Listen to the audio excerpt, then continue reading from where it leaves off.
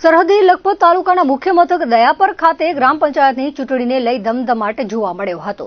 ગુનેરી તાલુકા panchayat seat હેઠળ સિયોત બિનહરીફ જાહેર થઈ છે. અરવિંદભાઈ કરશનભાઈ ચાવડા સરપંચ પદે વરાયા છે. તેમણે ચૂંટણી અધિકારી ગજેન્દ્રભાઈ ભાટી સમક્ષ નામકરણ દાખલ કરાવ્યું હતું. તાલુકા પંચાયત પ્રમુખ દયાબા જસુબા જાડેજા સહિત અગ્રણીઓ સાથે રહ્યા હતા.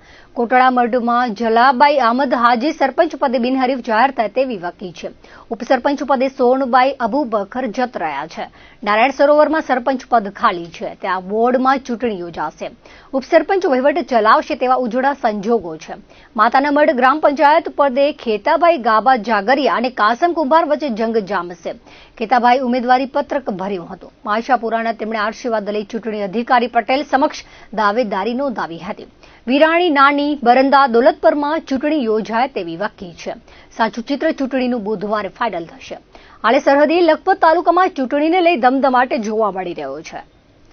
મુંદ્રા તાલુકામાં 26 ગ્રામ પંચાયતો માટેની ચૂંટણીનો જંગ જામ્યો છે. 4 ગ્રામ પંચાયતો સમરસ થવાની સંભાવના છે.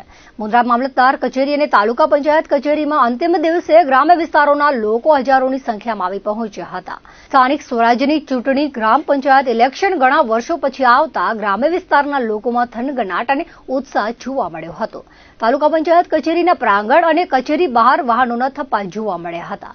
ગરમીમાં ફોર્મ ભરવા આવનારા ઉમેદવારો પસીને રેબઝેબ જોવા મળ્યા હતા. 22મી જૂનના ગ્રામ પંચાયતની ચૂંટણી યોજાશે.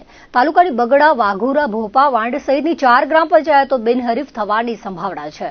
તાલુકા પંચાયત અને મામલતદાર કચેરીએ રૂબરૂ મુલાકાત લેતા વિવિધ ગ્રામ પંચાયતોમાં સરપંચ પદે સમાઘોગા ગામ મધ્યે વિજયસિંહ જાડેજા સામે એચવી જાડેજા, બડાયા ગામે સરપંચ પદે હરિસિંહ જાડેજા અને મનહર મહેન્દ્રસિંહ જાડેજા, કારાગોગા ગામે મુકેશ સેઠિયા અને રમેશ મહેશ્વરી, મંગરા ગામે ચંદુભા જાડેજા સામે ચંદ્રસિંહ જાડેજાએ ફોર્મ ભર્યું હોવાની માહિતી મળી છે. સાડા ગામે અઝીઝ જુણેજા અને મણીલાલ ગાલા, ગુંદાલા ગામે રસીલાબેન મહેશ આહિર અને સજનબા ભરતસિંહ જાડેજાએ સરપંચ પદે ફોર્મ ભર્યા છે. દેદલપર ગામની સરપંચની સીટ અનુસૂચિત જનજાતિની હોવાથી કદાચ ઉપસરપંચ ફોર્મ ભરે એવી સંભાવના છે. ભદ્રેશ્વર ગામે મોહન બુધારામ શેખા, ડાયાલાલ હિરજી બારા, દિનેશ મુળજી ચંદે તેમજ મોટા કાંડાગા ગ્રામ પંચાયત માટે દેવલબેન ડાયાલાલ ગઢવી અને લીલાબેન પ્રતાપભાઈ પરમારે સરપંચ પદ માટે ફોર્મ ભર્યો છે. મોટી ખાખર ગામે રતન ગઢવી અને આમદ કુંભાર, બોરારા મધ્યે અરવિંદસિંહ જાડેજા અને મહાવીરસિંહ જાડેજા, લફરા ગ્રામ પંચાયત માટે ભાવનાબેન સાજણ રબારી, કંકુબા જાડેજાએ સરપંચ પદ માટે ફોર્મ ભર્યું છે. બગડા ગ્રામ પંચાયતના મૂળજી ગાંગા આહિર બિનહરીફ સરપંચ તેમજ બોપા વાંડ ગ્રામ પંચાયતના સીતાબેન હદુ રબારી બિનહરીફ તેમજ વાઘુરા ગામના બિનહરીફ સરપંચ વાલાભાઈ હેઠવાડિયાની સંભાવના છે. સિરાજા ગ્રામ પંચાયત માટે રાજેન્દ્રસિંહ ચૌહાણ અને માધુભાઈ ચૌહાણ, રામાણીયા ગામે મુકેશ છેડા અને બલવંતસિંહ ગોહિલે સરપંચ પદે ફોર્મ ભર્યા છે. 26 ગ્રામ પંચાયતોના સરપંચ પદ માટે અને તેમની પેનલના સભ્યોએ ફોર્મ ભર્યા હતા. મુંદ્રા તાલુકામાં ટોટલ 26 ગ્રામ પંચાયતની ચૂંટણી યોજાઈ રહી છે અને એમાં લગભગ 4 ગ્રામ પંચાયતો બિનહરીફ થઈ ગઈ છે. એમાં બગડા, વાઘોરા મારા વિસ્તારમાં, જોકે મારી જિલ્લા પંચાયતમાં આવે છે. એના સિવાય 2-3 છે. કોઈ 4 ગ્રામ પંચાયતો સમરસ થઈ ગઈ છે અને બાકીમાં આમ તો આજે ફોર્મ ભરવાનો છેલ્લો દિવસ છે. જ્યાં સુધી અમારા અગ્રણી તરીકે જે જવાબદારી હતી એ અમે તમામને ભેગા મળીને સમજાવી છે. બને એટલી સમરસ થાય એટલી કોશિશ કરી છે, પણ જે સફળતા બહુ વધારે મળી નથી. આજે માહોલ જબરજસ્ત છે, કારણ કે ગ્રામ્ય કક્ષાએ અત્યારે સરપંચની ચૂંટણી છેલ્લા લગભગ 8 વર્ષ પછી આવી છે. કારણ કે 5 વર્ષ પહેલા જે મુદત પૂરી થઈ એના પછી છેલ્લા 3 વર્ષથી વહીવટદારોનું શાસન હતું. એટલે અંદાજિત 8 વર્ષ પછી જ્યારે ગ્રામ પંચાયતની ચૂંટણી આવી રહી છે ત્યારે સૌને સ્વાભાવિક છે ઉમેદવારી કરવાની હોશ હોય. એક રાજકીય આગેવાન તરીકે અમે અમારાથી બનતા પ્રયાસો કર્યા છે અને જેટલી સફળતા મળી છે એમાં અમે મહેનત કરી છે. મુંદ્રા તાલુકાની ટોટલ 26 ગ્રામ પંચાયતની ચૂંટણી છે હાલે, અને એ 26 ગ્રામ પંચાયતમાંથી લગભગ 5 જેવી ગ્રામ પંચાયતો સરકારશ્રીના જે લાભ છે એના માટે જે બિનહરીફ કરવામાં આવે છે એ હિસાબે 5 લાખ રૂપિયા સરકારશ્રી અને 5 લાખ રૂપિયા ધારાસભ્યશ્રીએ જાહેર કર્યા છે અને એને લાભ લેવા માટે કરીને 5 ગ્રામ પંચાયતો બિનહરીફ થાય એવી પૂરેપૂરી શક્યતા છે. અંજાર તાલુકાની રતનાલ ગ્રામ પંચાયતની ચૂંટણીમાં ભારે રસાકસી થવાના એંધાણ મળી રહ્યા છે. આહિર સમાજની બહોળી વસ્તી ધરાવતા અને ટ્રાન્સપોર્ટ ઉદ્યોગ સાથે સંકળાયેલા ગામમાં ગ્રામ સ્વરાજ્યની ચૂંટણીના ફોર્મ ભરવાના અંતિમ દિવસે ઉમેદવારોનો ધસારો જોવા મળી રહ્યો છે. રતનાલ ગામના સરપંચ પદ માટે ત્રિકમભાઈ વાસણભાઈ આહિર અને સરિયા ત્રિકમભાઈ વરચંદ આહિરની પેનલ ઉમેદવારી પત્રક દાખલ કરશે. આજે સાંજ સુધીમાં ચૂંટણી જંગનું ચિત્ર સ્પષ્ટ થશે. જો કે અત્યાર સુધીની સ્થિતિને જોતા રતનાલ ગ્રામ પંચાયતની ચૂંટણીમાં ભારે રસ્સાકસી થવાના એંધાણ મળી રહ્યા છે.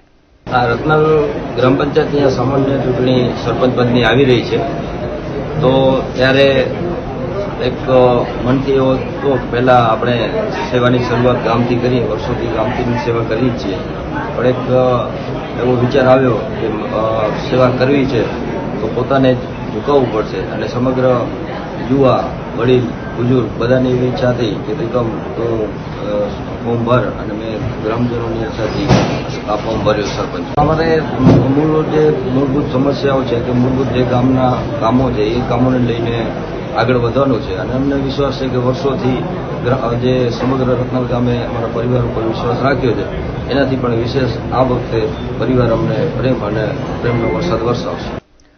મુન્દ્રામાં રવિવારે ખારવા સમાજના પ્રમુખ પદની ચૂંટણી યોજાઈ હતી, જેમાં સમાજના ભાઈઓએ પ્રમુખ પદની ચૂંટણીમાં મતદાન કર્યું હતું.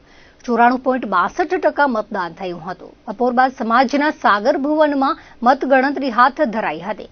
પૂર્વ પ્રમુખ રાજેશ કષ્ટા તેમના નજીકના હરીફ ઉમેદવાર જીતુભાઈ રાઠોડ સામે વિજય થયો હતો. રાજેશ કષ્ટા સતત 5મી ટર્મ માટે પ્રમુખ પદે વિજયી થયા હતા. નવા પ્રમુખ રાજેશ કષ્ટાનું ફૂલહારથી સન્માન કર્યું હતું. ચૂંટણીમાં પરાજિત થયેલા જીતુ રાઠોડે સમાજના વિકાસ અને ઉત્કર્ષ માટે સદાય તત્પર રહેવા જણાવ્યું હતું. 5મી વાર સમાજના પ્રમુખ પદના વિજયી રાજેશ કષ્ટાએ સમાજના બાળકો માટે શિક્ષણમાં આગળ વધે એ માટે પ્રયાસો કરશું એવી ખાતરી આપી હતી. સાગર ભુવન મધ્યે યોજાયેલ મતગણતરીમાં સમાજના ભાઈઓ વિનોદ ચુડાસમા, મહેશ ચાવડા, પરેશ બંદરી માલમ, અક્ષય પરમાર અને ભરત કસ્તુરિયાએ વ્યવસ્થા સંભાળી હતી. પ્રમુખ પદે વિજય થયા બાદ રાજેશ કષ્ટા ખારવા ચોક મધ્યે ઋષિ ભગવાન અને ચામુંડા માતાજીના મંદિરે દર્શન કરી આશીર્વાદ મેળવ્યા હતા. ચૂંટણીમાં સમાજના શિવજી ઝાલા, દેવજી માલમ, મહેશ કષ્ટા, દિનેશ માલમ, જલારામ ચુડાસમા, ધીરજ ખારવા તેમજ સમાજના ભાઈઓ બહોળી સંખ્યામાં ઉપસ્થિત રહ્યા હતા. આજે અમારા જે કાર્યકર્તાઓની મહેનત હતી અને જે આગલા વર્ષમાં જે કામ કરેલા છે, જેના કારણે સમાજના લોકોએ સારું વોટિંગ કર્યું અને 333 જેવા મતો મને મળ્યા છે. 500 લગભગ 28-22 મત જે માન્ય હતા એમાંથી મને 333 મત મળ્યા છે. છેલ્લે મેં 4 ટર્મ કરી છે અને આ 5મી ટર્મ છે, જેમાં સમાજના વિકાસ સિવાય બીજી કોઈ વાત જ ન હોય આપણી પાસે. ખારવા સમાજનો વિકાસ એ જ આપણું કામ. જય દરિયાલાલ, જયરામજી મહારાજ, રાજુભાઈ કષ્ટા વિજયી થયા છે રાજુભાઈમાં, અને હંમેશા સમાજની સેવા કરતા રહે. આજે સમાજની ચૂંટણી છે એટલે કંઈ વધારે એવું છે નહીં. રાજુભાઈ સમાજ સેવા કરતા રહે. શુભેચ્છાઓ છે મારી એમની સાથે, અને ખૂબ ખૂબ શુભેચ્છાઓ. આગળ પણ રાજુભાઈ આગળ વધતા રહે એ પણ. 45 દિવસ લાંબુ ઉનાળુ વેકેશન આજે પૂર્ણ થતાં શાળાઓ ફરી બાળકોના કલકારીઓથી ગાજી ઉઠી હતી. આજથી પ્રાથમિકથી માંડી ઉચ્ચતર માધ્યમિક શાળાઓમાં નવા શૈક્ષણિક વર્ષનો પ્રારંભ થયો છે. સવારે શહેરી અને ગ્રામીણ વિસ્તારોમાં બાળકો શાળાએ જવા નીકળ્યા હતા. લાંબા સમય સ્કૂલમાં પહોંચતા બાળકોમાં ભારે ઉત્સાહ જોવા મળ્યો હતો. માર્ગો પર શાળાની રિક્ષાઓ અને બસોનો ટ્રાફિક ફરી જોવા મળ્યો હતો. શાળાઓમાં નવા શૈક્ષણિક વર્ષના પ્રારંભે વિદ્યાર્થીઓ અને વાલીઓમાં ભારે ઉત્સાહ જોવા મળ્યો હતો. પ્રથમ વખત શાળાએ જતા બાળકોને સ્કૂલ સુધી પહોંચાડવા વાલીઓ પહોંચ્યા હતા. શિક્ષણ બોર્ડે નવા વર્ષનું એકેડેમિક કેલેન્ડર જાહેર કરી દીધું છે, જે અનુસાર પ્રથમ સત્રમાં 105 દિવસ અભ્યાસના રહેશે. 21 દિવસનું દિવાળી વેકેશન રહેશે. બીજા સત્રની શરૂઆત 6 નવેમ્બરથી થશે. બીજા સત્રમાં 144 દિવસનું શૈક્ષણિક કાર્ય રહેશે. 4 મે થી 7 જૂન 2026 સુધી ઉનાળુ વેકેશન રહેશે. તો દર્શક મિત્રો, અત્યાર સુધીના કચ્છ ટીવી સમાચાર. ફરી મળીશું નવા સમાચારો સાથે, નવી અપડેટ સાથે. ત્યાં સુધી મને રજા આપશો. નમસ્કાર.